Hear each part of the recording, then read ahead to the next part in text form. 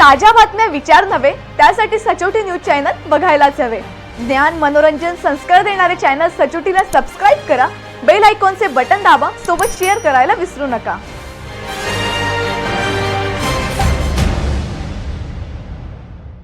नाशिक राज्यातील बहुचर्चित शालार्थ आयडी घोटाळा प्रकरणी खटला सत्र न्यायालयाकडे वर्ग करण्यात आला असून त्यावरील नियमित सुनावणी मंगळवारी दिनांक 7 रोजी होणार आहे। विशेष तपास पथकाने गेल्याच आठवड्यात या प्रकरणातील सुमारे 11,000 पानांचे दोषारोप पत्र न्यायालयात दाखल केले आहे। प्राथमिक तपासात संशयितांनी शासनाची तब्बल 160 कोटींची फसवणूक केल्याचे निष्पन्न झाल्याचा दावा करण्यात आला आहे। मार्च 2026 मध्ये शालार्थ आयडी घोटाळ्या प्रकरणी नाशिक रोड पोलिसात गुन्हा दाखल झाला होता।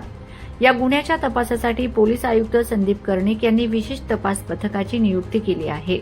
सहाय्यक पोलीस आयुक्त संदीप मिटके यांच्या मार्गदर्शनाखाली तपास सुरू असून एसआयटीने नुकतेच दोषारोप पात्र नाशिक रोड न्यायालयात सादर केले होते। या प्रकरणात तत्कालीन शिक्षण उपसंचालक नितीन उपासने, किरण पाटील आणि राहुल पवार यांना अटक झाली आहे, तर संशयित भाऊसाहेब चव्हाण अद्याप फरारी असून त्याचा शोध सुरू आहे।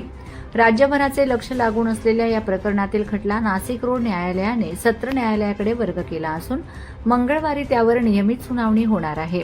तपासादरम्यान उत्तर महाराष्ट्रातील 233 शाळांमधील 821 शिक्षक, मुख्याध्यापक, संस्थाचालक, सचिव तसेच शिक्षण विभागातील तत्कालीन शिक्षण अधिकारी नितीन बच्छाव, भाऊसाहेब चव्हाण यांच्यासह एकूण 1199 संशयित निष्पन्न झाले आहेत।